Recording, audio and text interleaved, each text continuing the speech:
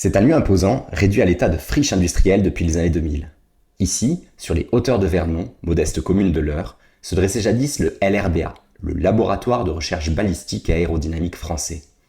C'est là qu'ont œuvré les pionniers de l'aventure spatiale nationale, là qu'ont été conçues les premières fusées, comme le modèle Diamant, qui mettra en orbite, en 1965, le satellite Astérix, faisant de la France la troisième puissance présente dans l'espace.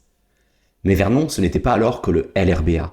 C'était aussi un lieu surnommé le Buchdorf, où 150 pavillons furent bâtis pour accueillir les ingénieurs du site et leurs familles. Sur les photos en noir et blanc qui gardent la mémoire de cette cité disparue, de nombreux enfants en culottes courtes à bretelles, à la mode allemande. C'était là le vrai secret de cette petite commune normande. Derrière le programme spatial français se trouvaient d'abord et avant tout des savants allemands ayant autrefois servi sous le nazisme.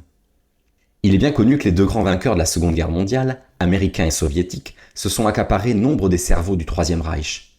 Une opération nommée Paperclip fut menée en ce sens, et un très gros poisson du nom de Werner von Braun, concepteur des V2, première fusée balistique de l'histoire, finit même par devenir l'architecte du programme spatial outre-Atlantique. Reste qu'en France, jusqu'à l'ouvrage récent de Michel Tedoldi, Un pacte avec le diable, bien peu savaient l'ampleur du recyclage dans l'Hexagone des ingénieurs du nazisme. Sans la compétence de ces hommes, beaucoup de programmes de pointe des 30 Glorieuses auraient vu le jour avec 5 ou 10 ans de retard. Sans eux, possiblement, pas de fusée Ariane ni de Rafale. Combien furent-ils à s'installer de ce côté-ci du Rhin ?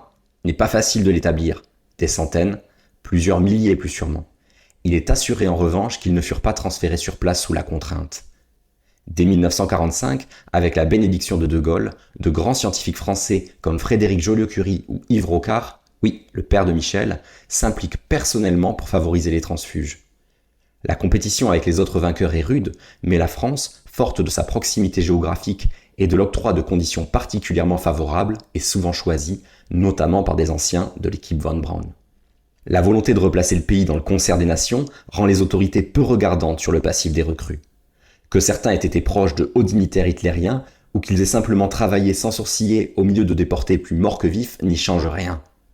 La raison d'État, assortie d'un cynisme consommé, l'emporte. Les ingénieurs se feront discrets et efficaces, puis retourneront pour la plupart finir leur jour en Allemagne. Leur passé ?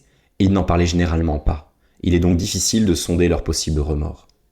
Mais l'interview exhumée du père de la fusée Ariane, Karl-Heinz Bringer, dans laquelle il vante avec aplomb le sort enviable des déportés du tunnel de Dora, où ils ne furent jamais que 20 000 à perdre la vie, fait froid dans le dos, éclairant d'un jour cru la part sombre de l'innovation à la française au sortir de la Seconde Guerre mondiale.